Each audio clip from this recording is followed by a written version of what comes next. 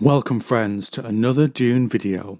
Today we examine the Bene Gesserit Sisterhood, their origins, their abilities, their breeding program, and the culmination of their breeding program, both the successes and the failures in their efforts to find the Kwisatz Haderach. All this will be as shown in the Dune Encyclopaedia, the original Dune Novel by Frank Herbert, the Butlerian Jihad Trilogy by Frank Herbert and Kim Anderson, and the Houses Trilogy. And I think that's about it. This brings together all my previous videos on the subject, released on the channel, into one place. So spoilers up to and including Dune, and timestamps will be in the description if you need them. Want to know more? Friends, let's find out. And the journey to becoming the Bene Gesserit Sisterhood starts with the sorceresses of Rossak. The atmosphere of the planet was toxic, and this affected those that had colonised the planet. Those on the female side were given telekinetic abilities, and these abilities would later be used to fight the forces of Omnius, leader of the machines humanity is fighting against. The sorceresses saw men as inferior, and they wanted to grow the numbers of sorceresses that existed. To grow their numbers, the Supreme Sorceress would lead them on this path. They would meet their goal by looking at detailed genetic records, which would let them find suitable male partners and look at patterns in the genome. I'm assuming to identify which genetic ingredients would mean those born from the sorceress's meetings with these men, those children would be advancing and adding to the sorceress's numbers.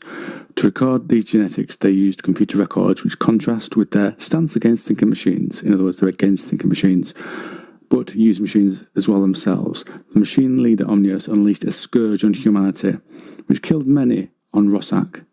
A medical task force came to help, but this wielded no cure. But a doctor was cured by Jamak, son of the Supreme Sorceress. From him, she was given water that had been conditioned by the fauna of Rossak, and this unlocked her ability to control her body. And with these abilities, she became a threat to the leader, Tisia Kenva, who was the Supreme Sorceress at the time. And so this doctor was poisoned by Tisia with the Rossak drug. But with the new abilities, the doctor was able to neutralise the poison, and from that antidote, she was able to cure the plague. This uncovered powers within the doctor, who was called Rakela Berta Anirul. She became the first Mother Superior and began changing the sorceresses while she was in charge. One of the things she did was including founding the school on Wallach 9. A key successor to her would be Valia Harkonnen. After Rakela had herself unlocked other memory, Valia was the third to take the Rossak drug and convert the poison, and also gain that memory, and she was one of 12 that went with Rakela to Wallach 9. Valia also learned some fighting skills from the Ginaz Swordsman to aid the martial abilities of the Sisterhood, and pioneered the use of voice, developing it quite far. Valia, when she was put in charge and became the Mother Superior, gave her group the name of the Bene Gesserit and changed its path from one of political intrigue to political manipulators, the modern Bene Gesserit we know and love from the original Dune novel. I think we can see the start of the breeding program on Rossak, and they want to aid their numbers using that. And under Valia, they took on their role as advisors in court and infiltrated the noble ranks to aid with their role as soothsayers and information gatherers for their own purposes. And they also continued their breeding program to improve themselves, and this improvement, this idea of improving themselves, led them to wanting something more, somewhere to really control the Imperium, to stop it falling into what happened during the Butlerian Jihad. So they would need someone on the throne, someone that they could control from the shadows, in a way one of their own. And so was born the idea of the Kwisatz Haderach. The sorceresses became known during the Butlerian Jihad. Rossak was a very toxic environment. Because of this, children born there could have a terrible disability. This can come across to both the mental and physical sides of that. But others were born with telekinetic powers. The sorceresses saw males from anywhere as inferior, and other women who did not have their powers also like that. The order was started by Raquel Berto Anirul, who was the first Reverend Mother.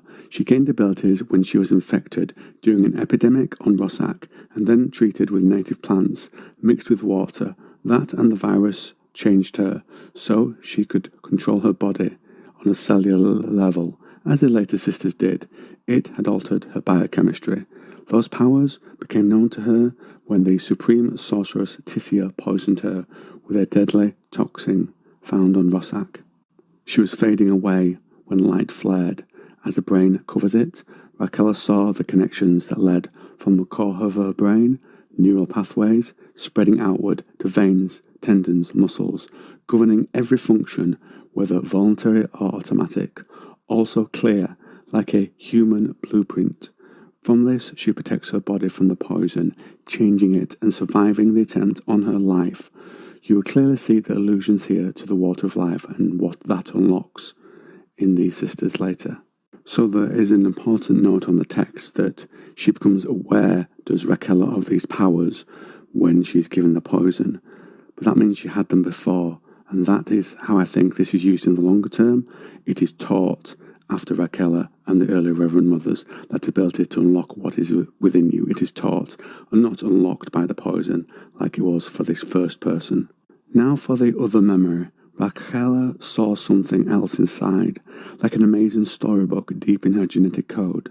At first it came to her drop by drop, like the water trickling into Jimak's pool, then in a gush of data, as hereditary memories of her ancestors inundated her.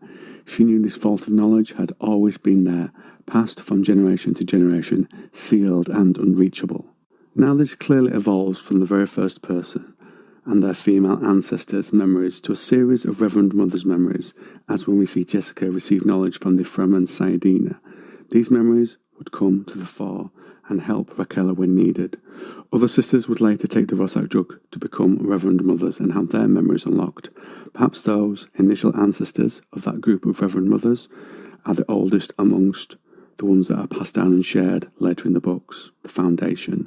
Only speculation, of course, but an interesting thought nonetheless. Raquel also started the breeding program. When the epidemic hit, she reveals the sorceresses have kept a record of breeding over many generations of the Scourge, created by Omnius. Omnius is the leader of the machine forces during the Butlerian Jihad.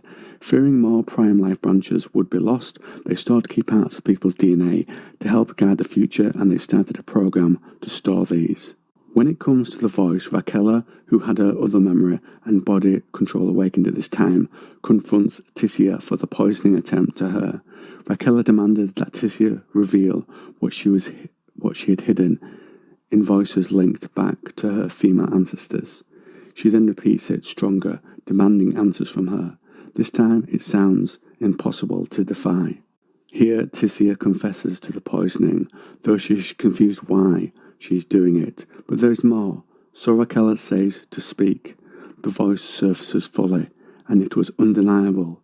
To this, Tisia reveals the DNA records from both Rossak and during the Scourge that have been kept.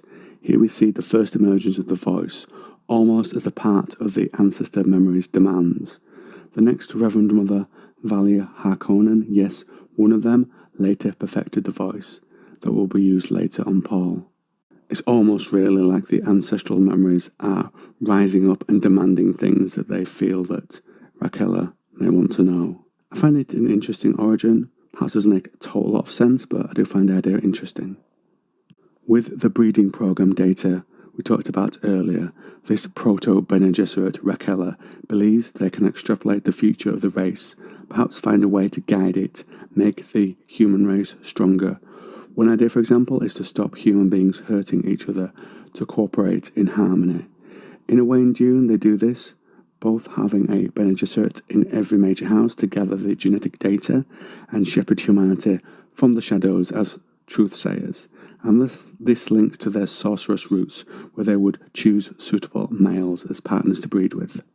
Then over time this develops and they use the genetic records part of the program and limited prescience unlocked through their use of spies to help make choices to reach their ultimate objective, creating the Kwisatz Haderach and using him on the throne to rule from the shadows to create harmony amongst humanity. For their other abilities like truth sense, I think you can extrapolate out from the basics, so the Bene Gesserit learn these things over time. Think about it. If they can control their own bodies on such a minute scale, then it would make some sense for them to be able to read subtle changes in others' body language and speech to read their intentions. It's very fair to say it might not all line up perfectly with different authors involved, but it's fun to try anyway and speculate to link things together. It is a rite of passage for Fremen and Sayadina to become Reverend Mothers by hopefully surviving the water of life. To do this, you have to ingest large doses of melange. Should you succeed, you can gain access to the knowledge of previous Reverend Mothers. The Bene Gesserit were among the first groups to deploy it, and because of the Missionara Protectiva, I'll explain that in a moment, the Bene Gesserit, when arriving at Arrakis, recognised the ceremony and how it matched their own attempts at making Reverend Mothers. The Fremen, for their part, with increasing sophistication, have been using the ceremony since they had arrived in Arrakis as Zensuni wanderers. The Missionara Protectiva is, of course, responsible for sowing the seeds of superstition in primitive cultures, so that should they ever find themselves there, the Sisterhood can take advantage of these seeded legends. The ceremony gifts the Fremen with their own Reverend Mothers, and aided with that ancestral leadership, they are able to survive even the harsh world of Arrakis under the Harkonnens. When Paul and Jessica came to the ceremony, it was ready for mythic exploitation by Paul. The water given in this ceremony was taken by drowning a stunted sandworm, the poison being produced with its last dying breath. And now a short aside. One thing I've been thinking about is why it is called the water of life. It is produced from the bile of a dying sandworm and brings back the memories and personalities of those who have passed. But where it makes sense to me is bringing in those memories back to life within the form of the new Reverend Mother, the combined memories of those before given new life, rebirth if you will, under the command of her. They never really die. It gives life back to them. The Reverend Mother would then be tested by her having to change the poison using her abilities into an awareness-expansing aphrodisiac by changing its molecular structure. To aid with the water, each siege would keep a number of makers trapped to restrict their growth to 9 meters. Under Muad'Dib, his Fedaykin would have the water of life presented at military triumphs, and the Sieges were hard-pressed to meet the numbers of little makers required during that time. In Dune, it is the prior Reverend Mother that brought Jessica into the fold, as we just went over. Jessica bent over the spout and smelled the cinnamon. An acolyte Chani, a Sayadina, would serve and recite a litany, another link to the Bene Gesserit influence on Arrakis perhaps. Dune tells us it goes like this. Here is the water of life, the water that is greater than water, the water that frees the soul. If you be a Reverend Mother, it opens the universe to you.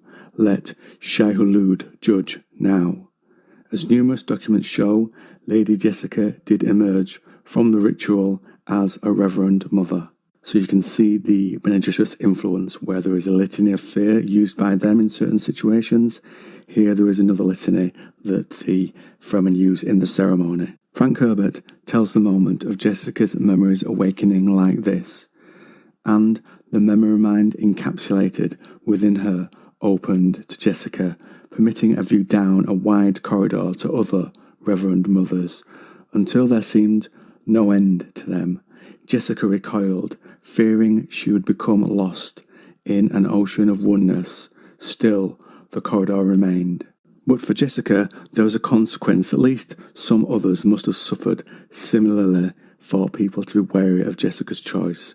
This was Jessica's unborn child, because it also made the child a full Reverend Mother when Jessica herself took the water of life. All those memories from previous ones were also born into her daughter. She would later be called an abomination. She would of course be called Alia. The term is recognised by the Bene Gesserit Sisterhood, and it is told to us like this in the Dune Encyclopaedia. It involves the possession of the host's psyche of a preborn by the overwhelming personality of a genetic, ancestral pseudo-life. The term preborn is defined in the Bene Gesserit Azar book as that soul resting quietly within its womb bed, whose entire life is destroyed by a pre-birth knowledge of its ancestors' persona. The danger is in the child attempting active communication by calling individuals from their memory, perhaps not recognizing the dangers as a young child. The more frequent a child calls a persona, the stronger the persona becomes, eventually being able to intrude upon the host consciousness at will. It can then go either way, with that personality becoming dominant over the host body, but some have protection, as with Paul's children, later the second and Ganima, who, like Alia, had those memories at a young age. The conversation goes like this: "I know the history of it," Ganima said. "But if that's true, why don't we suffer from this inner assault?" Later replies, "Perhaps our parents stand guard within us." When the Bene Gesserit encounter this sort of situation, they have commandments to avert an occurrence of it in the future. In the Book of Azar it tells us, "No woman who has become one with the water of life may thereafter bear a child." So that's the first commandment. Then, no woman may ever feel safe from the threat of possession, so they are always on watch, on guard. Then, no woman with child can participate in any form of the water of life ceremony, upon pain of death. No child born under these accursed conditions shall be suffered to live, and no adult found to be possessed, even if born outside of the condition of abomination, shall be suffered to live. So they're very clear on how they feel about this. Paul later went along his mother's path. He saw he needed to take the water and had one drop. It put him into a coma for 3 days. Then he was revived by Chani, and after this he could see what the Bene Gesserit could not, and could access the male and female halves of his ancestors' memories. So I think the difference here between what Paul has access to and what the Reverend Mothers have access to, the Reverend Mothers have the access to the memories of the previous Reverend Mothers, whereas Paul here has access to the memories of all his male and female ancestors, an incredible length of knowledge going back such a long time. Imagine what you could learn from that. Do I think it's more explained when Leto does something similar with his memories, that he takes them on board and listens to them? I'm also aware that there's some debate in the Dune fandom that what Paul actually gains from taking the water of life is the male and female halves of his ancestors' memories. Paul speaks about being a fulcrum point between the male and female halves. Now, I've gone back and forth on this, but I think that is what Frank Herbert was reaching for, though he doesn't explain it very clearly, and I think the idea is evolved and shown to us when Leto has those same memories. Over 10 years, the Bene Gesserit work to control themselves mentally, physically, and psychologically. They want to understand things through a detached reality. A young Bene Gesserit would learn for hours the languages in her culture, and then sit still and control her body's temperature, slow down her heartbeat, move only a single muscle at a time, and with those small movements, she would catalogue the stimulus and response pattern of her body. Another part, as the Dune Encyclopaedia says, pairs linguistics and logic in order that the individual can distinguish between language and meaning. Looking at what the meaning is within a sentence rather than just the words that make it up, and also the physical movement that accompanies the expressions when you're speaking in your whole body, on your face, etc. This is in order to read and register the speaker, understand the thoughts conveyed through what they say and the body language, and understand it on that level, that high level. What is being said, they need to perceive the external sources, the environment of the speaker, the physical and psychic gestalt of the speaker. the cultural undertones of the language, and the actual overtones of the words being used. This sort of ability aids greatly when the Bene Gesserit is a truth sayer, and with it they can offer great advice to the Emperor, letting him know who is being honest with him and who is holding back, and making him aware of all the real motivations in the court. Next we look at Prana Bindu. Prana is nerve, Bindu means muscle. It prepares a Bene Gesserit to get into the state we mentioned previously, and aids with observation and martial arts. You must remove yourself from distractions. Part of this is posture, part is breathing. You then withdraw from external distractions, and perhaps, if under particular duress, recite the litany of fear. Then you are in concentration mode, which has 3 parts. Limit the scope of data, contemplate the topic, and understand the layers of it, to find objective detachment.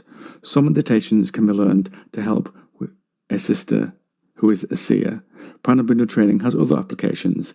It can heal wounds, stave off age, and allow you to fight armed and unarmed at an incredible speed that others can barely perceive. It also helps convert poison to an inert state, as with someone who wants to become a Reverend Mother and has to go through that test. With voice, a Bene Gesserit is told to read and then register any individual to influence them with voice. Reading lets you see the clues that will let you control them, and register lets you return to clues for later manipulation to retain what you had observed in that person. This extends to registering someone, even if they change, as their personality, which will control their body language, does not change, and this is how a Bene Gesserit can always see a face dancer. To help with large numbers of people, a Bene Gesserit is also taught about mob behaviour and how to manipulate that. An adept in the voice uses her control of muscles to speak in a specific range, and with certain tones and based on how they have registered, the individual causes the manipulation's success. During Mentats of Dune, we see Valia Harkonnen sent to the Ginaz swordmasters to learn some of their techniques. Let's get straight into it.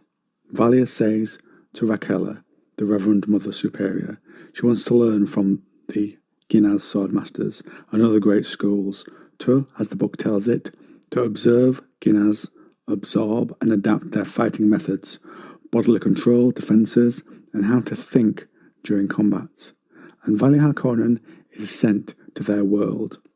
It had been started during the Butlerian Jihad, and over a century later, swordmasters who will have a big influence in Dune later, such as Duncan Idaho, are trained there. She's taken on, along with other students, by Rossak. He first sends them to remain silent, and wait. She does, on a high cliff above the water.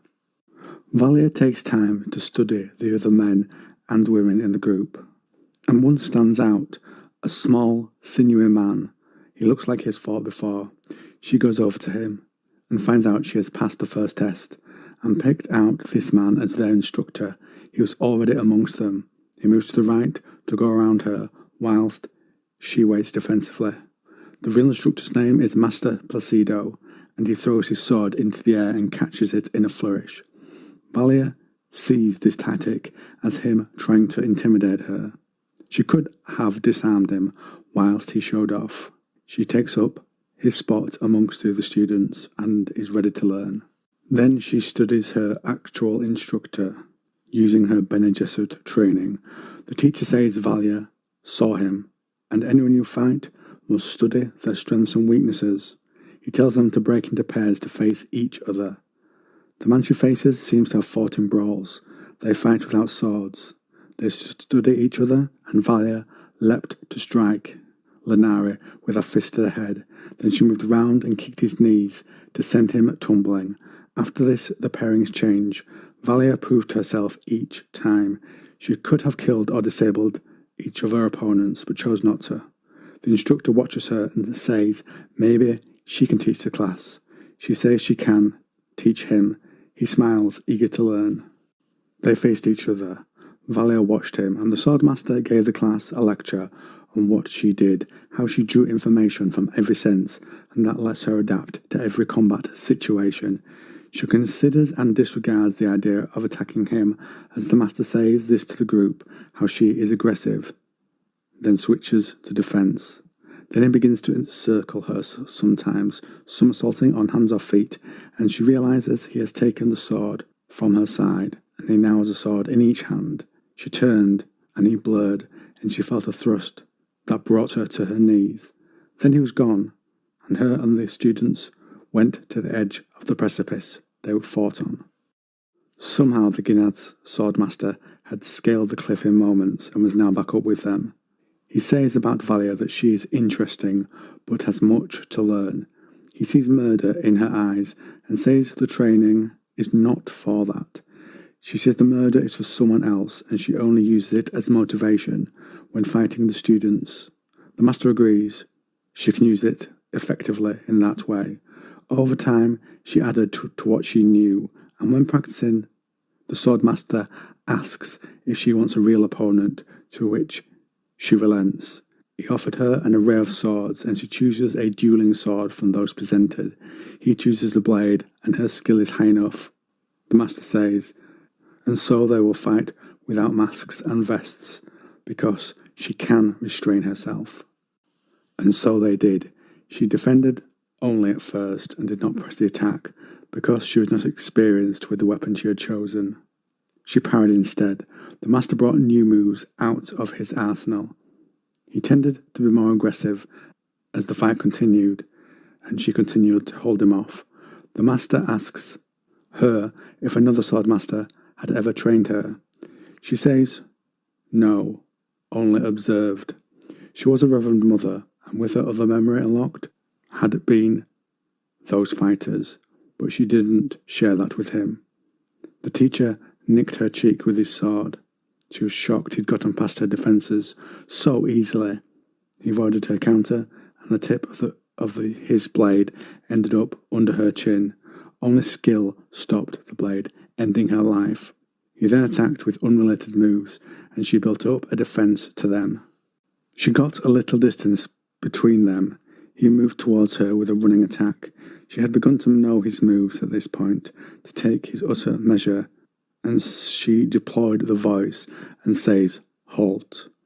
The Master was frozen, his blade a small distance only from her chest, and she drew a thin line of red across the statue's brow, and later she will not explain how it worked.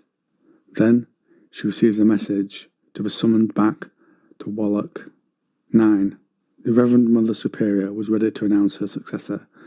As we are told very well by the Dune Encyclopaedia, use of voice allows a Bene Gesserit adept to gain control over uninitiated victims merely by altering the tonal qualities of the voice.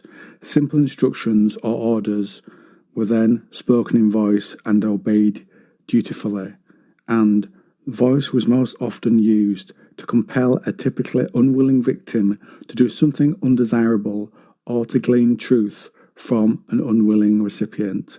Voice messages, therefore, go directly to the unconscious, are not subject to scrutiny by the conscious will of the receiver, and compliance requires no voluntary decision. And from the same source, we also get a little detail on the subtleties of voice.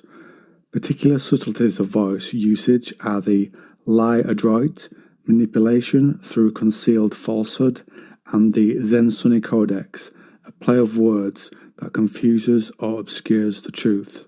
Someone trained in the ways of the Sisterhood is able to monitor and control their reaction to this, such as to resist it, but you will see from the examples below this is not always the case. Now, the first Dune novel by Frank Herbert gives us the basics. You can use the voice on a single or a group of people, and when you are gagged and you are trying to use the voice, it clearly doesn't work. Now, let's look at examples of the voice being used more like persuasion than to control. In Heretics of Dune, Shiana is commanded by Andrade to, "Don't take that tone with me, child, not if you wish to learn anything." Shiana absorbs what happened and then is happy the Reverend Mother came to train her, And the other example is between Paul and Jessica, where Paul thanks his mother for saying the right thing when he says Dune is not his home anymore, and she says, "You may control an imperium, but Caladan is still your home world, and its people are still your family, as surely as I am." So these examples of voice to me indicate it can be used lightly, for lack of a better word, to just shake someone to see something rather than outright to manipulate or command them to just get a certain reaction from them. Paul Atreides, playing the role of the preacher in Children of Dune, controls a whole crowd of people, an example of how many can be commanded by it. Perhaps the distance the voice is projected over is the key. The Dune Encyclopaedia also confirms this. It says a Bene Gesserit could manipulate individuals or large groups by triggering clue tone, and later it also says women specifically gifted with the great control could manage any number of people in any situation. In Winds of Dune, a sister uses voice to command a group of people, but the front three in that group block her access to a fourth who is behind them, who does not obey her words. So we see the importance of location, and that the physics of sound can hurt how effective it is when reaching those that the Bene Gesserit is trying to affect. In Sandworms of Dune, we see a Bene Gesserit address a crowd of people with different, and here's a quote, voices, accents and languages. And her message cuts through to them all, so I wonder perhaps that the voice can cut through the barrier so long as the Bene Gesserit has been able to register the crowd, and that the language is therefore not a barrier for her using her ability on them. Also in the same book, we see a Bene Gesserit using a tone that was the equivalent of a verbal blow. She said to the guards, "Speak of this to no one." They froze. How long does the command last for? It's not possible to know from the scene, but it must be for at least a short length of time. I think it lasts as long as the Bene Gesserit intends it to last. In Paul of Dune, a Bene Gesserit speaks to a man and tells him to stop. The exact words they use are, "You will wait for us here as we observe the vendors and their wares." And yet he still tells them they need to wear a disguise. So that brings up the limits of the voice. Outside of the command given, what can you do?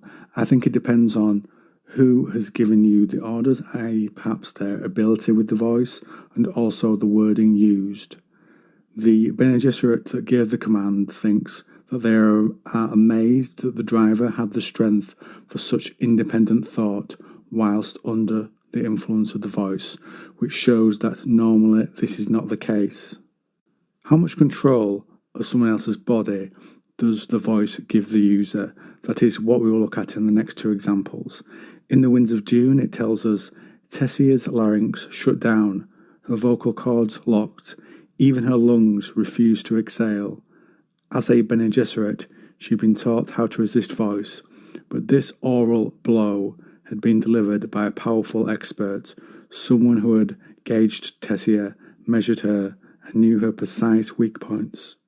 So the voice is able to have a big physical effect on the body, more than I had considered, and now one of the cruelest examples of the use of voice, building on what we have seen so far. This is from the Lady of Caladan. A Bene Gesserit, a powerful one, a Kwisatz mother as she is termed, says, "From now on you will have no other thoughts but the litany against fear, no other words, no other memories or realities. The litany is you, the litany is all there is." It seems here the voice gives total command, and it essentially is killing someone, with the voice locking them into only one action. This was an experienced Bene Gesserit on a lesser sister. The same experienced Bene Gesserit also has commanded other sisters to kill themselves, and they have obeyed, using it as a literal vocal weapon. Jessica has arranged a dinner of the people Leto needs to know to help with his governing of Arrakis. There is a spice smuggler, Esmad Tuek, Leto Kynes, and others. Jessica recalls lessons on espionage and counter-espionage taught to her at the Bene Gesserit school. Those schools state that when you are from a certain school of espionage, they give their students the same basic reaction pattern, which can be analysed and predicted. To draw out the analysis, you must use interrogation patterns and then observe the language. There is a guild banker at the table, and through these techniques, Jessica sees he is a Harkonnen agent. He has the Gidi Prime speech pattern, and his attempts to mask it do not work on her. His pattern is to shift the conversation to something innocent, but with ominous overtones. So he comments on birds of prey, how he enjoyed watching them fly over Arrakis, and then he says how, on his own planet, they become carrion, eaters, blood drinkers. A stillsuit manufacturer's daughter comments on this, and he responds with, "I am a financial advisor to the Water Peddlers Union." Jessica sees his coded words. He said, "I too control the ultimate power on Arrakis, the water." Liet Kynes then is drawn into the conversation, and Jessica notices how the Harkonnen agent is terrified of him. When Kynes needs defending, the water seller leaps to his defence, and Jessica notes there is some accord between them. Perhaps this is just about the water the Fremen treasure, and a deal with Kynes or the Fremen as a whole to get access or share water for the peddler. Regarding the agent, I think he speaks of the secret of Arrakis, that the Fremen keep lots of water stored for the day they can restore the planet's green. Perhaps that is why there is tension between the agent and Kynes, who knows that secret and is behind starting the Fremen on that path in the first place. They discuss the water on Dune, and if there is enough to change the planet's ecology under the right conditions. The banker picks up a water flagon and asks Butte to lead them in a toast. Jessica sees hand signals between Gurney and Duncan and the Atreides guards. Paul cuts in and ends the tension by pointing out the way you should behave in certain places. Butte smiled. The banker feels insulted. Jessica decides to draw the banker out and says what Paul says was for all the guests and not just aimed at him.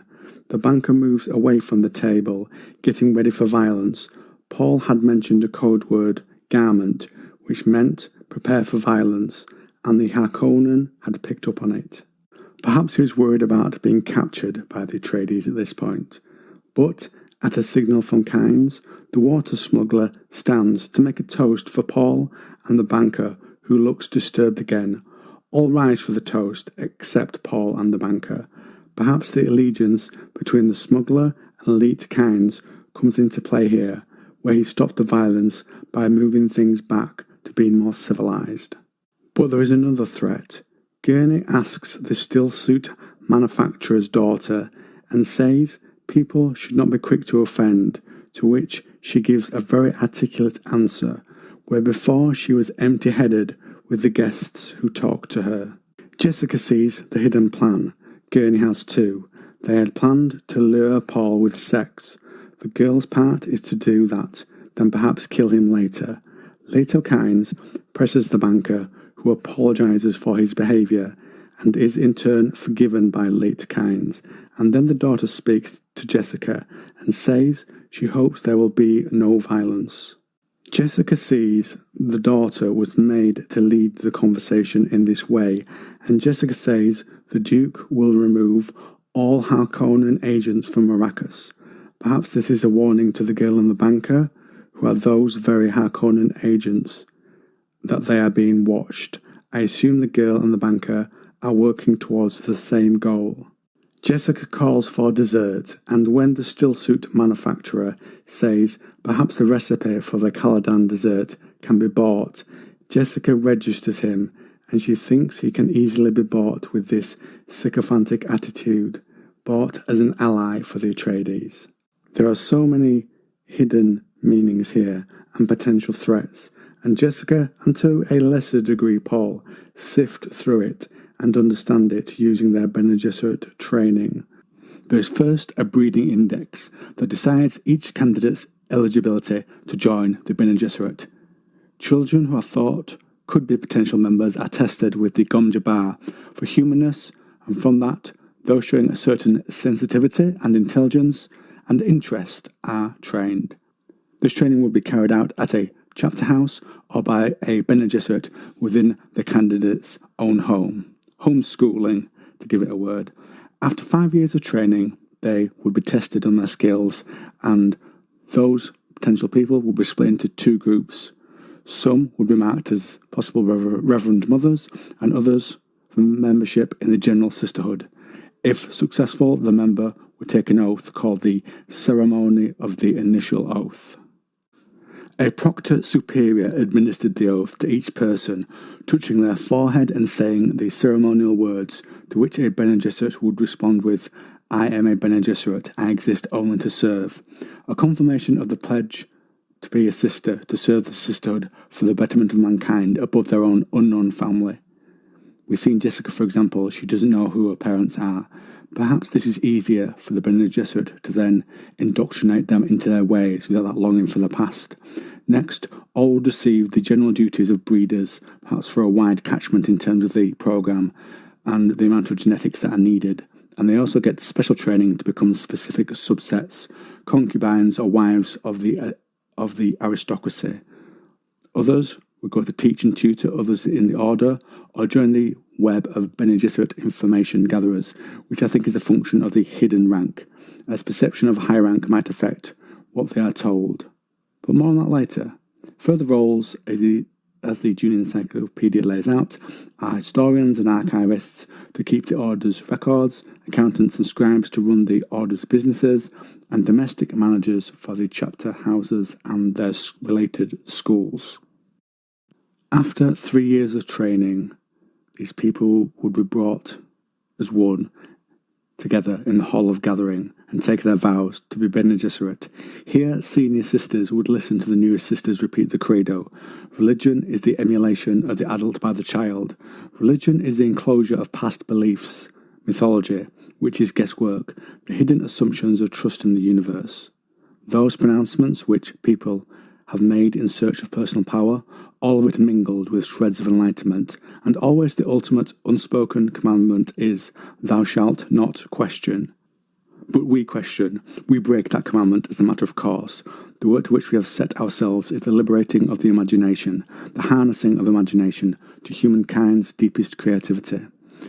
These trained sisters were then given posts in the field, in chapter houses or schools. Reverend Mothers entered the second level of their training, now where they would work in chapter houses or in the mother houses as messengers. A Reverend Mother who travelled would take some of these mothers in training with them. They would be evaluated over 2 years. The review would be made by a board of proctor superiors, and these would receive one of 3 fates: reassignment for further training, disqualification for Reverend Motherhood, thus becoming regular sisters, or advancement to the levels of the acolyte. Any promoted acolyte would be assigned to a group of Reverend Mothers, and they would serve and learn from them personally for 1 to 6 years. The time based on the skill of that potential Bene Gesserit. Then there was a third stage, and there would be a further credo spoken there. As the Dune Encyclopaedia states it, age slowly, but slowly age. The world of time is inhabited by creatures who ate worn by time, and we must appear to be as they are. Extend your time, but do not exceed the limits of your culture. It is better to die one's own death than to be killed as a sorceress. And then there is a second part to the credo. To suspect your own mortality is to know the beginning of terror. To learn irrefutably that you are mortal is to know the end of terror. Though at this point they could be apprenticed to another Reverend Mother, they would ultimately find their own role in the sisterhood. Final rites could take from 5 to 10 years, and at the rites, the candidates took the water of life and they became full Reverend Mothers, and would then choose a 3-part name.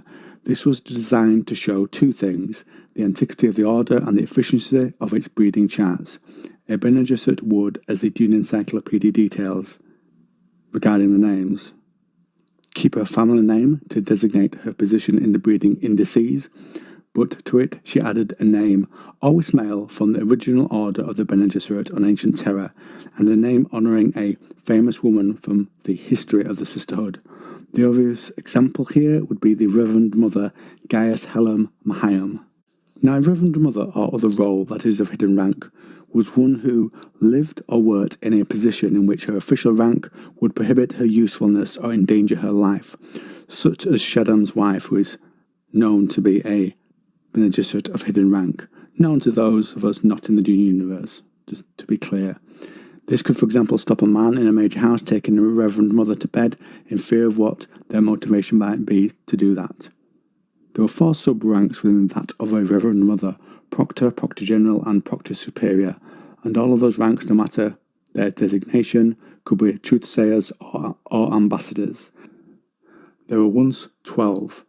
The Sisterhood's education was based in them, and you'd be taught different things at different houses. It was the house on Wallach 9 that governed. The early Wallach facilities housed no more than 12,000 people and had accommodation, a record-holding facility, training schools for mytho-expansionists, which is possibly an early area of what would become the Bene Gesserit's Missionara Protectiva, cultural ecologists, and environmental social planners. And over time things grew, and the administration needed facilities. Executive, legislative, judicial and ambassadorial officers, meeting rooms and residential apartments. In each chapter house the female offspring from the sisters' breeders, and those not affiliated with either a house, major or minor, were cared for in a kinder house, and the attaching, birthing and caring facilities.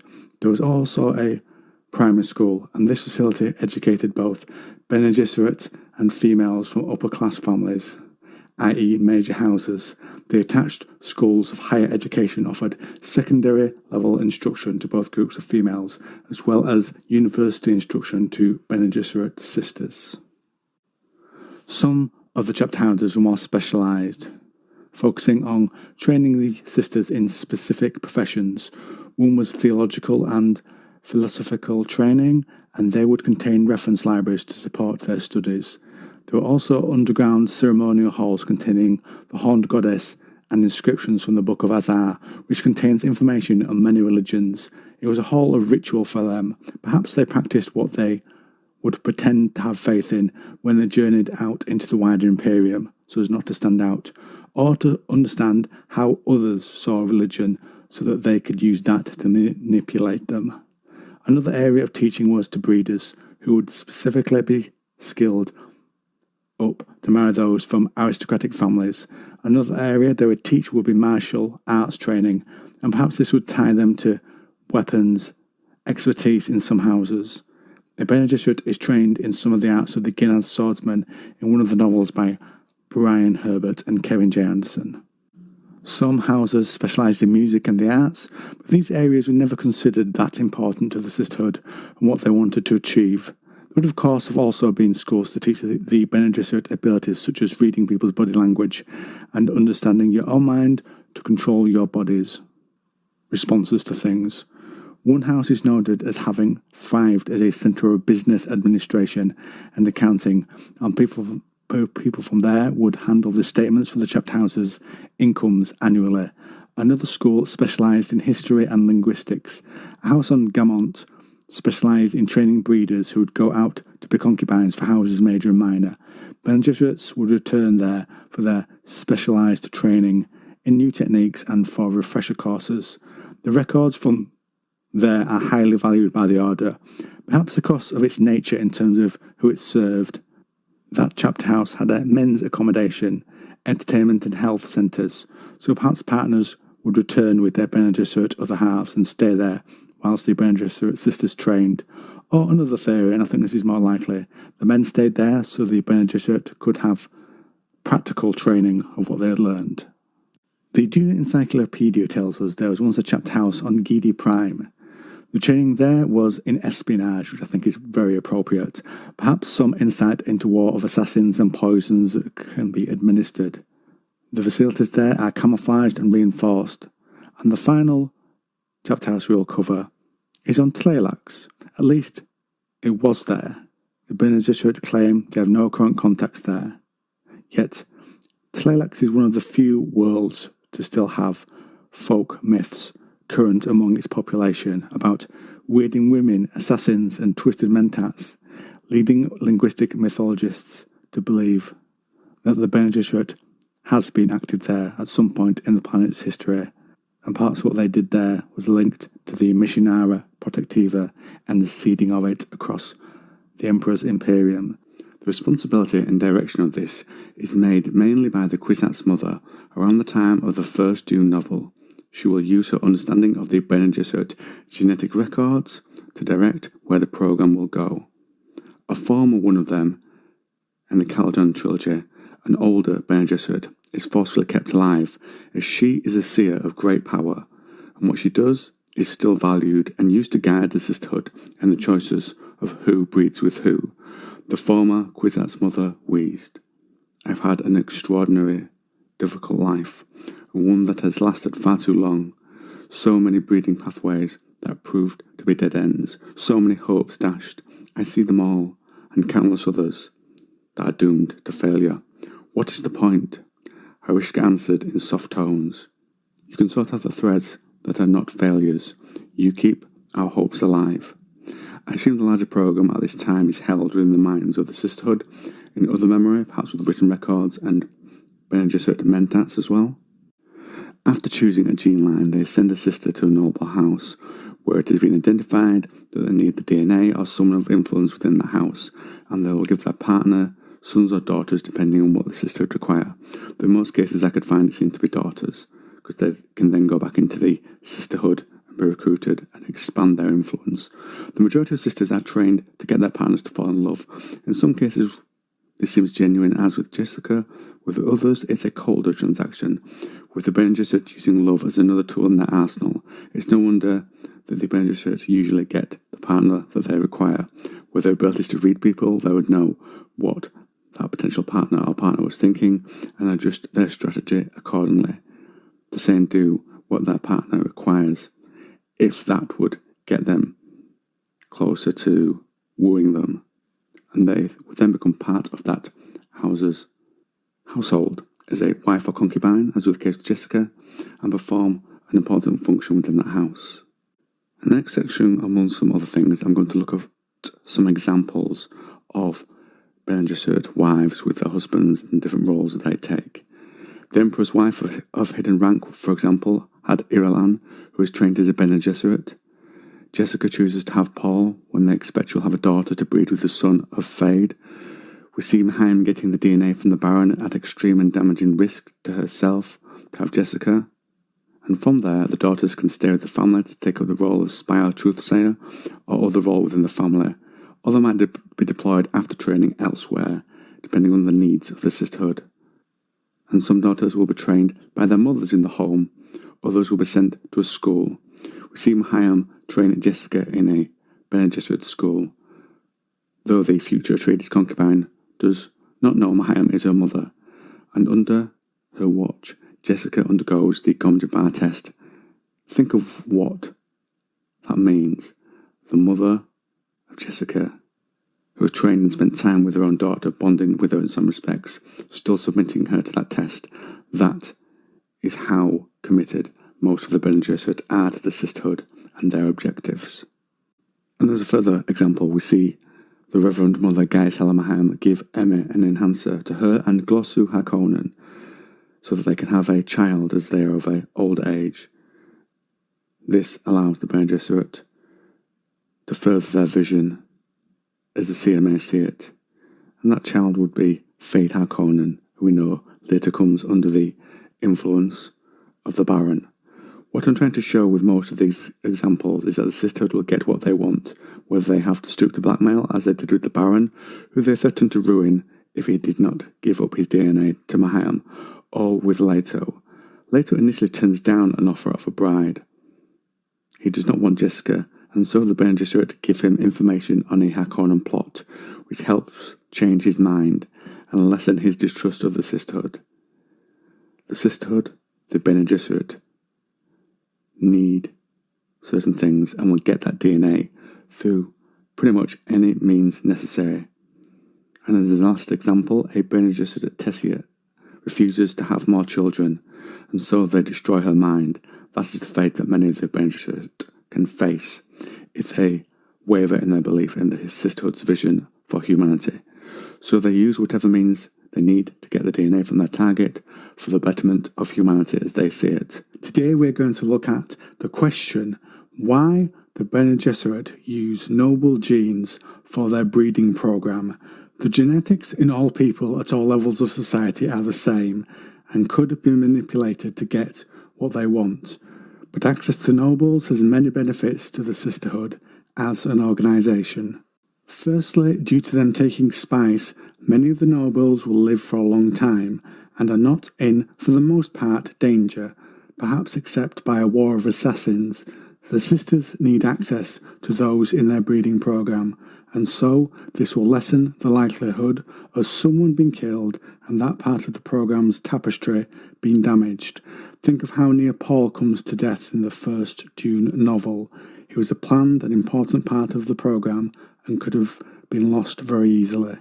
The Bene Gesserit recruit from young women in the Landsraad to be trained as sisters, helping with their ties to those in power, i.e. giving long-term power to them in terms of having blood links to nearly every noble house helps them keep access. The Emperor's daughter Irulan, for example, was a Bene Gesserit and perfectly positioned to report on the court intrigue, for example. Think of when a Bene Gesserit is employed as a truth-sayer. The truths they test for will sometimes be something important that will affect the house, and this important information will then be known by the Sisterhood to use for their advantage. Mahayam served as truth-sayer for Shaddam and will have known so much of his inner circle's plans, and Shaddam's wife, Anirul, who gave birth to Irulan, was a Bene Gesserit of hidden rank. In other words, their true rank within the Sisterhood is not known publicly. So that is 3 impositions of power within the Emperor of the known universe's court alone. Tessia is in the court of the ruler of Ix, Jessica in the Atreides, etc. You get the picture. The secrets that the Bene Gesserit find out could clearly help them gain funding through blackmail or information exchange between the houses and serving sisters, which could get them access to certain technologies or other benefits when they want it. And that is not even going into the manipulation that they can perform themselves on the nobles when this is needed. The wealth of the Landsraad must feed back to the Sisterhood to help with its operations. Though I can recall no direct thing saying this, it makes sense to me, schooling the nobles and receiving funding back from them, which helps them maintain their schools and pay for the Sisterhood's needs within the houses they join, perhaps pay for the spice or the worm's poison from Arrakis. And young nobles who seed the Bene Gesserit would later become leaders themselves, keeping ties to the Bene Gesserit strong so the next generation uses them. Being linked to the higher class would also help when whoever the Kwisatz Haderach should be would arrive, including potential ones such as Count Fenring was. They would already have the needed training to be a leader, how to order warfare such as the War of Assassins, how to act within the court and maintain control over the Imperium, the many factions involved, to name a few: Chome, the Spacing Guild, the Ixians, etc. Paul Atreides, as you see in the first Dune novel, has many teachers, and once that person is trained, the Bene Gesserit can use that when the Kwisatz Haderach comes, as that person will know how to rule, under the control of the Bene Gesserit, of course. And of course, having the Bene Gesserit as an accepted part of the mechanisms of society makes them invisible and accepted in ways that working with a non-noble level of person would not. And once the program has been started in the past, a lot of what they have done would be thrown away if they had started again from scratch with low members of society for whatever reason. So, though they could get to the same place with the normal population, they would lose much of the above. They would have less funding, less knowledge for manipulation, be questioned more by those in power without influence. Because this happened post the Butlerian Jihad, the Bene Gesserit used genetic records stored on computers and were questioned as being heretical with their use of that technology at the time by a group that were very anti-technology, following the Butlerian Jihad and the war between the humans and the machines. So I think it's natural they are amongst those in power behind the scenes to gain the funding and benefits needed to complete their program to create the Kwisatz Haderach. One other thing of note is that I'm going to class one Bene Gesserit being part of a house as the house being infiltrated. So an easy one to get out of the way are the Atreides, as Jessica joined them even though her allegiance does turn away as the story moves on from the Bene Gesserit. There's of course also the wife of Dr. Yui, Wanna, so that is roughly 2 in the house of Duke Leto. Going over the novels, we can discount Leto's father's wife, Helena Atreides, as she was not a Bene Gesserit. Next, in the Duke of Caledon trilogy, there is a prominent family in it called the Arus, who are heavily involved in Chom, but having recently read it, there are no members of them that are in the Bene Gesserit ranks. So now if you look at House Corrino, we have of course the Emperor's daughter, Irulan.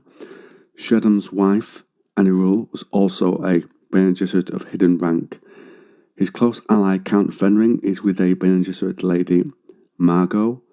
And going through Shaddam's other daughters, Chalice, Ruji, Josepha, and Winicia, we see Josepha was a truth-sayer among the Bene Gesserit ranks, and it's mentioned that Winicia could deploy some Bene Gesserit techniques, but I'm not sure if that makes her a full member or she's just been taught some things.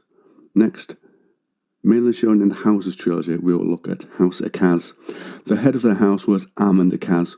One of his daughters was Sanya Akaz, who was to be married to Duke Leto, but was not trained in the ways of the Bene Gesserit. Later, Elisa Akaz was in the same situation and was also removed during a war of assassins, and she could have benefited from some Bene Gesserit training, I think. And a third daughter, Messa, was also not given Bene Gesserit training, so that is one house they did not infiltrate in terms of the main family at least. And I of course feel at this point I must mention of course House Harkonnen, though the Reverend Mother Gaius Helen Mahayam was able to get DNA from the Baron. There was never a Bene Gesserit who was getting information from them directly. There was just that one interaction. Now on to the next house. Next up is House Mauritani. The head of the house was Hundro Mauritani. His wife Scylla, little is known about her, and no mention is made of the Bene Gesserit influence. And they had a son as an heir, so nothing for the Bene Gesserit to latch onto there, at least in terms of a direct person that they can control. And now we turn to the final house, Vernis, who, at the time of the House's trilogy, rule Ix. The head of the house is Dominic Vernius. His wife Shanda was a former member of the Padisha Emperor's harem, but was never in the Sisterhood.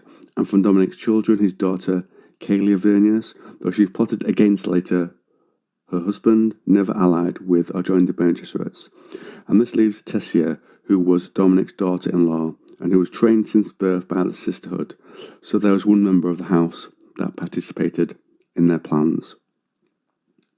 One other brief aspect to mention is that obviously once these women are within the family, they might marry into it, they'll then have a strong influence over the husband.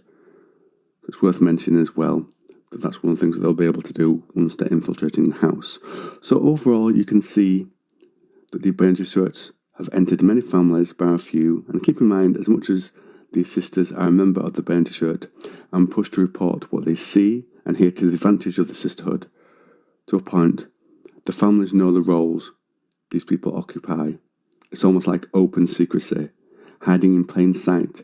The families know what they can do in terms of the training, but the Kwisatz, Haderach and the Sisterhood's broad secret purpose are not known by most. And so the conclusion is that they infiltrated the ranks of the nobles very well, with a sister in most major houses to perform the genetic and information services that the Bene Gesserit demand from their membership. The Protectiva's function is to maintain passwords throughout communities in the known universe that trigger a response, so they give safety to a stranger when the right words are said. The Bene Gesserit's breeding program to find the Kwisatz Haderach can be hurt and set back generations if a sister is killed, so the redundancy of many lines of protection, such as this one, are needed. Agents of the Missionara Protectiva are pattern makers who create and install in each separate culture password systems and also test systems to ensure that these systems cannot be misused and to ensure each planet's culture makes use of them innocently. The further you go from civilized worlds, the more that culture would need to be reprogrammed.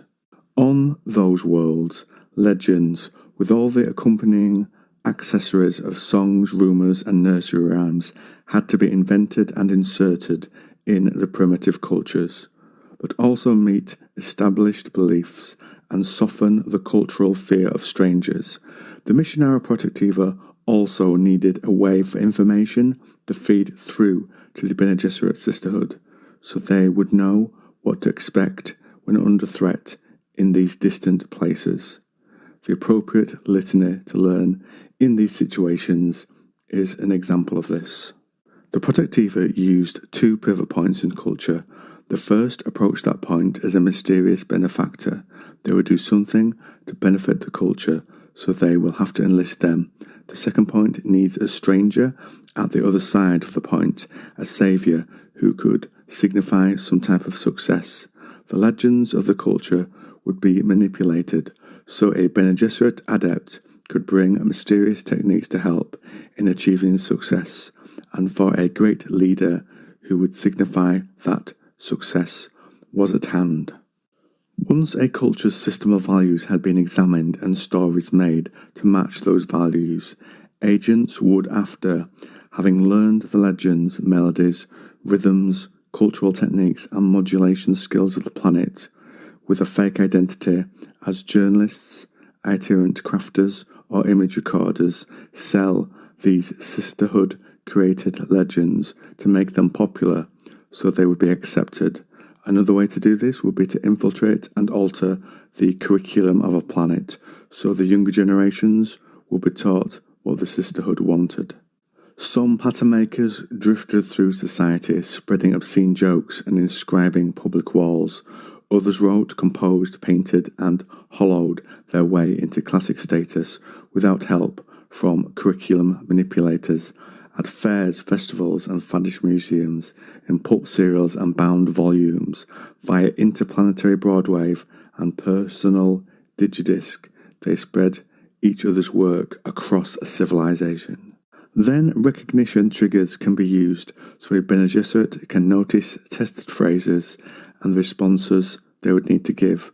This was established on Dune with the role of the Mahdi, with it being the only place in the galaxy found to produce spice, and with spices being important to both the Bene Gesserit and the larger galaxy's factions. Special importance was placed on the Protectiva in this place. The Protectiva could not predict everything, and it could not predict that the Kwisatz Haderach would be found on Arrakis and feed into the Magi legend placed by them there. The Missionara Protectiva planted a swath of indicators to serve as signals. He was to be a child who thinks and speaks like a man, with questing eyes and an air of reserved candour, and he would seek to know Fremen ways as though born to them. In a society that holds important hopes, and where discomfort is accepted because today's pain will speed the achievement of tomorrow's hopes, a glimpse of the signs of coming success is itself urgently desired by the Fremen people, which is why they go into such a cultural frenzy when Paul is found on Arrakis. There was also the other part of this that established a great mother that would be tested. These tests were manipulated and arranged so only a Bene Gesserit could pass them, and one who was a potential Reverend Mother, reciting the prayer of Salah, would qualify them to play the role of a Fremen type of Reverend Mother. But the Bene Gesserit can't control everything, as we saw above, and the Missionara Protectiva's legend was modified so that this Great Mother would have to be championed by someone. This change and the Water of Life was another change that the Fremen added outside the diktats of the Missionara Protectiva. The Bene Gesserit wanted survival using the mechanism of the legend, not the high visibility and power that the Fremen adjustment brought with it. A source of material on which the Missionara Protectiva draws is the Panoplia Propheticus. This gives detailed methods the Sisterhood can use to manipulate religion in order to exploit primitive cultures. It has prophecies and litanies that are placed into young cultures in order to make sure the Bene Gesserit have protection when doing fieldwork there. The primary myths used involve the worship of a female deity, the veneration of pregnant women and of the prophetic wisdom of old women, and the salvation inherent in the prophesied male saviour figure, legends necessary to protect the breeding lines, and the espionage work of the Order. For these mythic implantations to work, a newly formed social group is exposed to superstition that is grounded in their primitive fears of both the unknown and what they do not understand about the natural world. This argument is then spread through certain words that have hidden arguments. No matter if something is right or wrong, true or false, when you choose one outcome over another, you agree with the assumptions in those words, which express those arguments, signs the Bene Gesserit can see. By this definition, the Panoplia Propheticus, therefore, is actually a collection of all the myths ever seeded by the Sisterhood and an index of patterns suitable to specific environments, both natural and social. It has 3 parts to it: the Shari A, which contains the rituals which were seeded, the Shari B, which links the rituals, superstitions, and myths to their specific Bene Gesserit purposes, and the Canto et Respondu, a collection of invocation rites, benedictions, and litanies. A litany is a series of petitions used in church services or processions. Invocation rites are a ritual wherein a witch will invoke the energy of a deity, spirit, or other higher power. And a benediction is the utterance of a blessing, especially at the end of a religious service. But of course, all these things with the Bene Gesserit are for show and to manipulate people. These are not concepts that they actually believe in. In essence, the Panoplia Propheticus presents a science of religion employed by the Bene Gesserit through their missionary branch. The Winds of Dune, where the rulers of Ix are allies to the Atreides, and we look to Tessia, a Bene Gesserit. Just want to make one quick amendment to this video. After I had recorded the audio, I was saying the wrong planet for the Bene Gesserit Sisterhood. I was saying, I believe, Wallach 4. It is, in fact, of course, Wallach 9, 1X. So, just to let you know that. Tessia is chosen by Rombo, the ruler of Ix, to be his concubine, and he wins her heart. Later, she gets new orders and is to be recalled to Wallach 4 to bear more children, as the Bene Gesserit need various combinations of her genes. Tessia says no. One Bene Gesserit says, "It's only 3 daughters, nothing difficult." Tessia says she will only accept Rombo as a lover, and later in her private chambers, Tessia sees an intruder, and the voice is used on her. One word: silence. The voice means that her own is gone and her lungs will not take in oxygen. The Bene Gesserit who had used the voice on her was an expert. She could not resist it. It was the Reverend Mother Stokia. Stokia says the Sisterhood's rules overrule those of the individual wants of people. Tessia says one word, fighting back: refuse. The Reverend Mother says the Sisterhood cannot have defiance without consequences. She says Tessia must feel what she has done and know her guilt. This is done with a new technique, a guilt caster.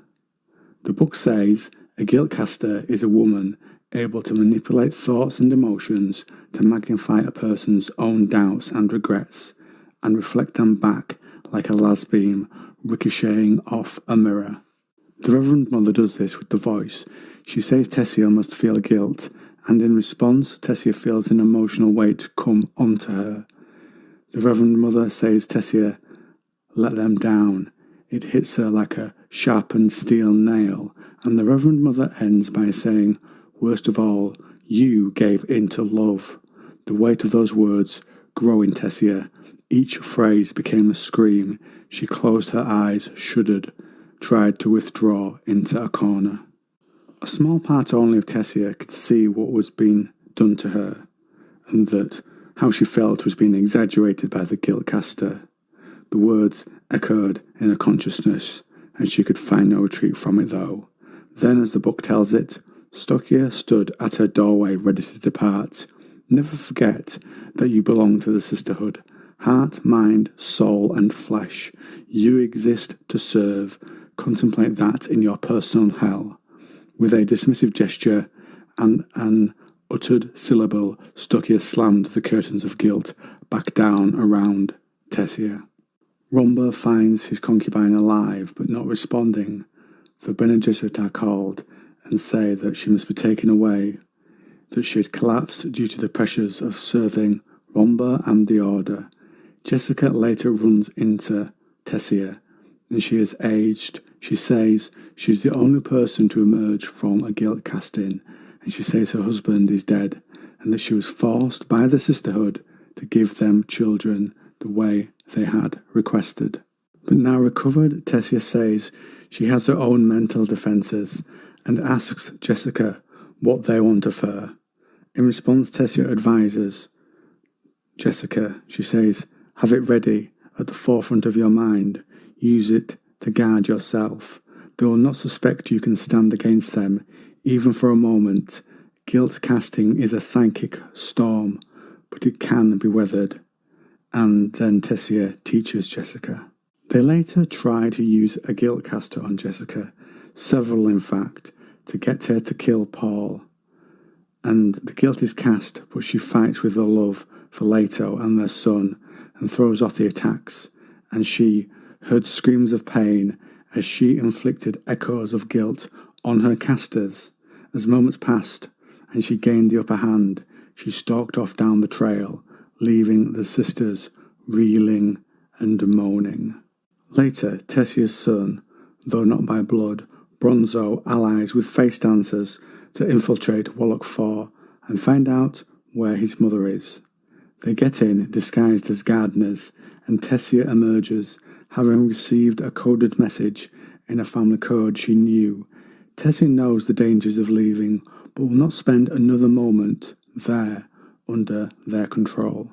Tessia hides as arranged, and they take her safely away, and she is finally free of them.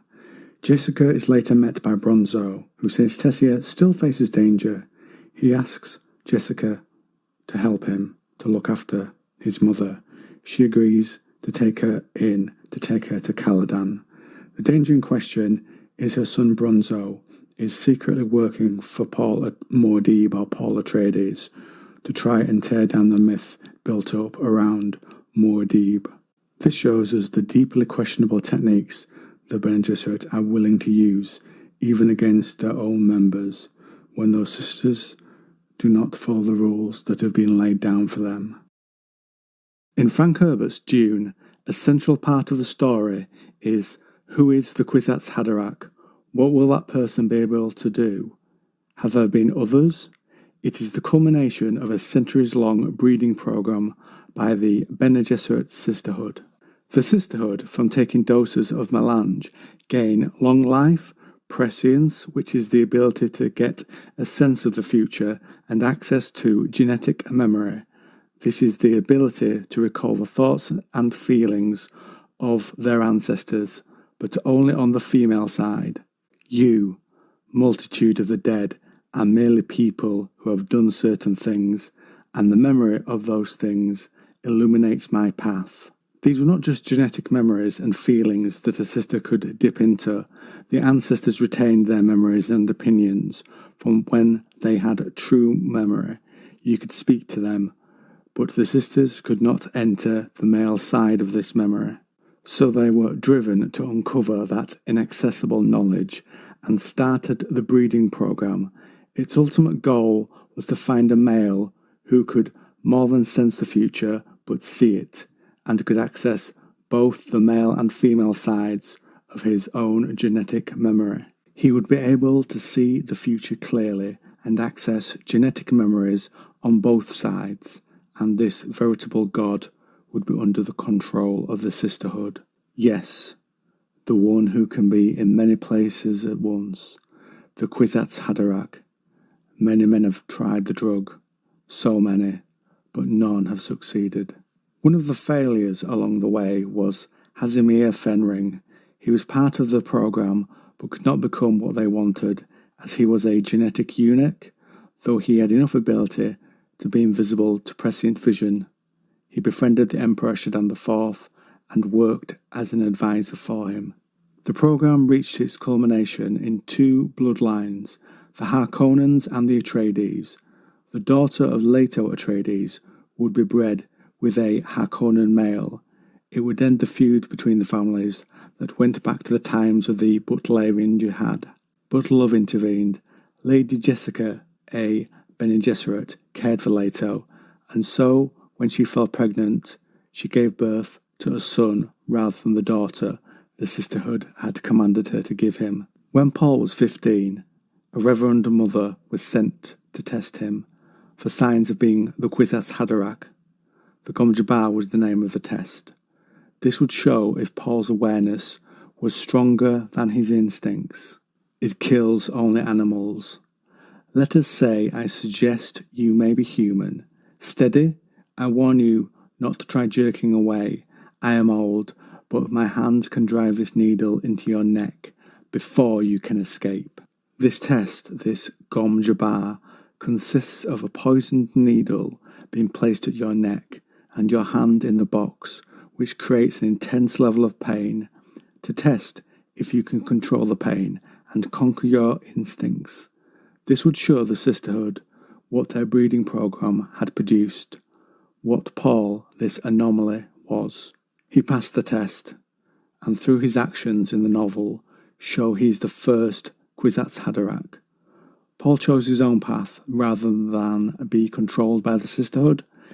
Jessica's love for her Duke and Paul's independence broke the Sisterhood's hold on the results of their program.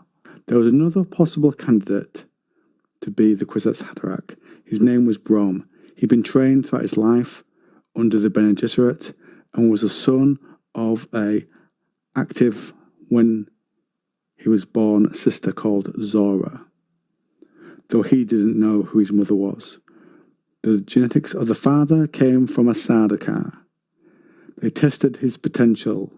He showed the Bene Gesserit audience the muscular exercises they had taught him to find the Prana Bindu mindset, and he says, "My mind controls my reality." The audience were impressed. He asked for Jessica to help him work past a block. He needs to reach the next level for the agony test.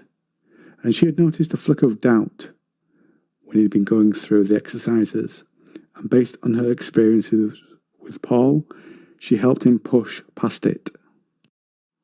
Before making the decision to help him, she'd had a moment asking if she should, as he was Paul's rival, but she decided to do it.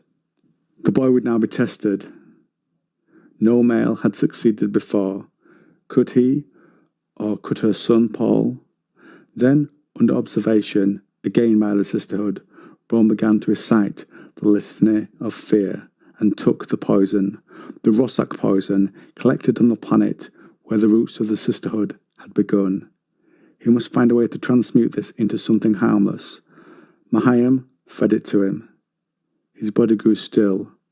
Then, after a short time, and to Mahayam's horror, blood came out from his eyes, ears, nose and mouth, and he gave a cry of pain.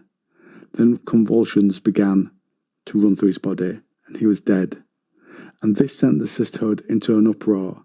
They were sad and disappointed at the outcome.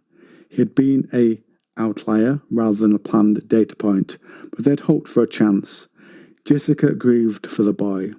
He had been born outside of the breeding program, like her son. A number of sisters, including Mohayam, later come to see Jessica. Among them, a Bene Gesserit who is given the title the Kwisatz Mother. The Kwisatz mother says they have spent generations mapping the bloodlines of humanity to one purpose, and they're finally reaching the culmination of that plan. But the science is not exact. They must accept that risks must be taken. Brom was a risk, and so would Paul be. This is not about one woman filling one role. It's about the thousands of years it took to get to this place in the breeding history, the trials and tribulations of many sisters. They hoped to have found a shortcut, to skip a step, but that hope had ended. They were impatient with Brom. Now they must step back and look at the expanse of time, reassess the complexities of the programme. They want to go back to their original plan, which was for Jessica to have a daughter, and so Jessica is ordered to return to Caladan and breed with Leto again for a daughter, so the plan can resume as it had been. Jessica, eager to see her Duke, agrees, and later, Mahayam is tasked with going to Caladan and to visit Paul with the test he faces in the original Dune novel by the genius Frank Herbert. We first meet him with the Fenrings as they have been taken to see him by a Tleilaxu doctor called Dr. Erebom. There is a mist that makes the Kwisatz Haderach sleepy. The doctor says in terms of their genetic map that they used lab techniques to make him, doing in a few accelerated generations what it took the Bene Gesserit thousands of years to do. Thallo, he is called. The doctor says he's 9 years old, but his body is that of a man. The doctor says our Kwisatz Haderach possesses untapped mental and even prescient abilities that we can hardly begin to fathom. Thallo says he knows every fact from the histories of the Imperium. He is a mentat and brags he could defeat any argument that any of them could raise. The doctor says they can take the Emperor Muad'Dib with this, their own Superman. The Fenrings then meet later with the Doctor to learn how Thallo is being controlled, and they learn that the Tleilaxu have applied mentat-style twisting to him. They see a centrifuge that applies energy to his endorphin-infused brain, and they're told this improves physical and mental performance in the subject. The Fenring's daughter, on seeing Thallo, suggests they might be trained together, the advantage being she is being trained by the Fenrings to kill Paul Muad'Dib, and she's the daughter of Haderach. Thallo confides in her that he's always observed, but has found a way to show them what he wants them to see. He says by manipulating their technology, he can manipulate them. And then he says that he's considered perfect, but he has hurt himself with objects to show them otherwise. Thallo leaves the area as the Tleilaxu watch and sees something else. They move to an area together in the ceiling where he tells Marie when he takes Melange he sees a single clear path with himself as Emperor, so we assume like the Bene Gesserit the Tleilaxu would rule through him, perhaps from the shadows. But he knows he will not succeed. Perhaps this is his own type of prescient trap. Later Marie and Thallo were placed in scenarios together.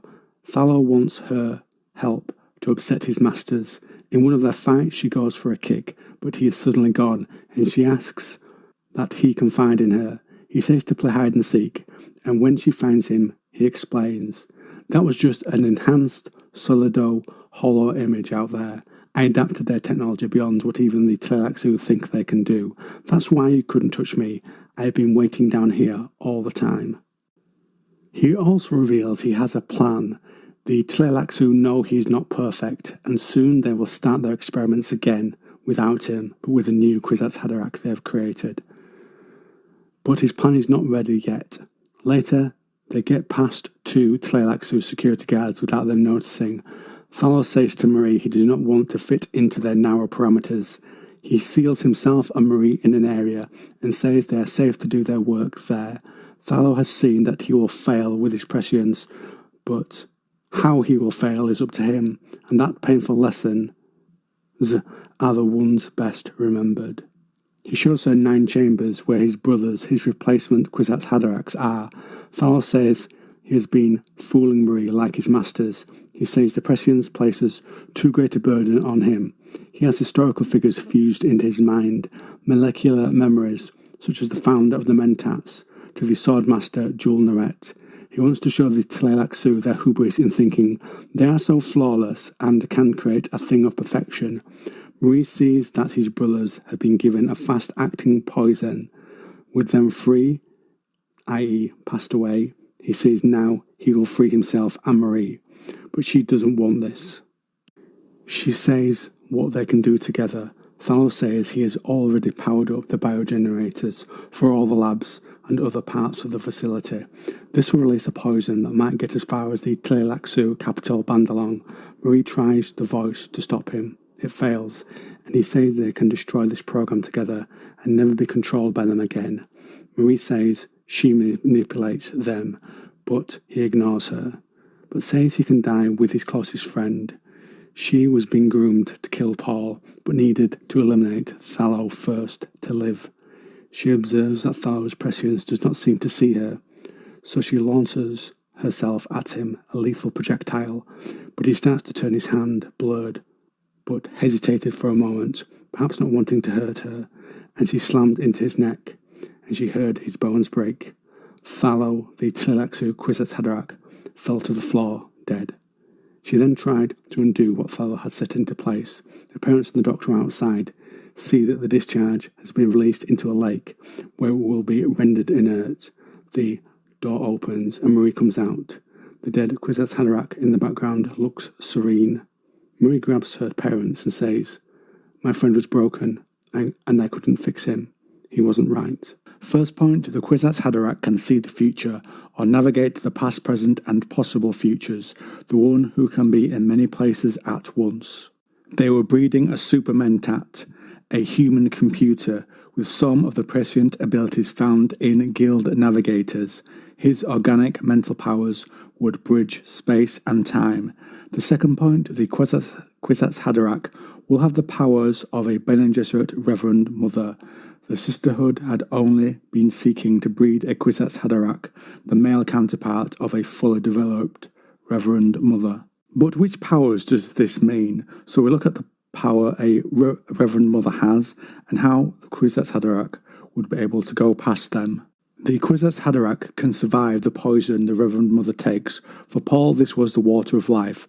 A Reverend Mother is someone who can transform the poison to raise themselves to a higher awareness, the memories of the other Reverend Mothers. It is stated Paul must do this. We will see now whether I'm the Kwisatz Haderach who can survive the test that the Reverend Mothers have survived. The higher awareness would cover the powers of observation to read people's actions and hidden thoughts, termed the truth trance. This matches what is said about a human of superior sensitivity and awareness, the Kwisatz Haderach. As well as this, there are other abilities, the power to mentally commune with others, other Reverend Mothers. To be more specific, this is how they share memories when one needs to pass them to another. Someone will feel like two people at once, Jessica thinks when undergoing this. There is one scene where Paul does something similar after waking from the water of life. He grabbed Jessica's hand, faced her with a death's head's grin, and he sent his awareness surging over her. Jessica compares the feeling to the one she had with Alia and the old Reverend Mother, and she sees her son is the Kwisatz Haderach at that moment. A caveat here, though, is that we don't see him sharing memories with anyone explicitly apart from that. Though, if you think of his relationship with the Bene Gesserit, it is very bad at this time because they've been manipulating him. It could only really have been a Fremen Reverend Mother, or more likely Jessica or Alia, that he could have done this with. But again, no evidence in the book on this one. Another part is the Kwisatz Haderach can face the male and female forces within themselves. This is something the Reverend Mothers cannot face. The Kwisatz Haderach can do this by going beyond them. Yet there's a place where no truthsayer can see. We are repelled by it, terrorized. You know the quote, most likely, a place where they cannot look. Now I think this means the ancestral memories for both male and female parts. Others think different on this though. There's quite a long passage where Paul describes this in the book, and I think that's just worth going over at this point. As Paul explains it, there is in each of us an ancient force that takes and an ancient force that gives. A man finds little difficulty facing that place within himself where the taking force dwells, but it's almost impossible for him to see into the giving force without changing into something other than man. For a woman, the situation is reversed. These things are so ancient within us, Paul said, that they're ground into each separate cell of our bodies. We're shaped by such forces. You can say to yourself, yes, I see how such a thing may be, but when you look inward and confront the raw force of your own life unshielded, you see your peril. You see that this could overwhelm you. And it's just occurred to me that part about being overwhelmed may tie into the argument of these abilities being other memory, because as we know, when you have other memories, sometimes all those voices in the past can overwhelm you, and one of them can become dominant in your own personality. And I can admit that I have trouble really interpreting that passage, and perhaps you can help with that, but by commenting down below. But either way, Paul can face both parts, and this links to Paul finding a higher state of awareness, coming to terms with the forces within himself, perhaps, and this is not ancestral, and if this is not ancestral memory, it could be to do with him reaching that higher state of awareness and being able to see things from that calm, settled state where you are no longer pushed or pulled, but as Paul states, are the fulcrum of both. Something like stepping back to see things clearly, a trait of his mentat training, perhaps. The Kwisatz Haderach is a being the Bene Gesserit can control. The fact that Muad'Dib was the Sisterhood's hope for a captive messiah, that he was their Kwisatz Haderach, why don't they place one of themselves on the throne? Frank Herbert describes it like this: if you develop a psychological weapon sufficiently that it is destructive to any potential enemy, it will destroy you with the enemy. It's a two-edged sword without a handle, and if you grab it hard enough to wield it, you're going to... The interviewer interrupts him at this point and says, self-destruct, and so the Bene Gesserit keep themselves in the background to avoid this, and it's for their safety. Frank Herbert also states that they want a user of power they can control. They finally implanted the Kwisatz Haderach on some planets using the Missionara Protectiva, and that is there on Arrakis with someone fulfilling the role of saviour, the Mahdi the listener gave, the voice from the outer world. This is stated by Jessica in the text, and she also hopes Paul could be that person. Again, this is the sword they will control but not directly sit on the golden lion throne, which is why they might do it in this way, as well as the Missionara Protectiva offering protection to the Sisterhood should one of them be stranded on that planet. I just want to repeat a quote from earlier at this point and just do a little different analysis on it. They were breeding for a super mentat, a human computer with some of the prescient abilities found in guild navigators. His organic mental powers would bridge space and time. Paul was trained in the ways of a mentat by Thufir Hawat, though I don't think he had full training, and we see him use this in the novel. There's a part where I think Paul wonders why he had not grieved for his father, and it's because of the mentat part of him. So the training is there, and clearly when enhanced with his prescient abilities, creating the super aspect of it and the ancestral memories, he would fulfill the above quite nicely. So I think that Paul does fit all the criteria that Bene Gesserit wanted in the Kwisatz Haderach, and I can't really see many aspects of him that fall outside what they required, and perhaps he's able to escape their manipulations because he was not expected, and therefore the Bene Gesserit did not move in to manipulate him, and because of the love of his mother which shielded Paul, as they were expecting Jessica to have a daughter, two aspects of fate from someone not even the Bene Gesserit could have predicted accurately. And that's where we will end today's longer, deep look at the Bene Gesserit Sisterhood. Hope you enjoyed it. I enjoyed putting the videos together over the months and years-ish. Got something to talk to me about? Drop me a comment down below.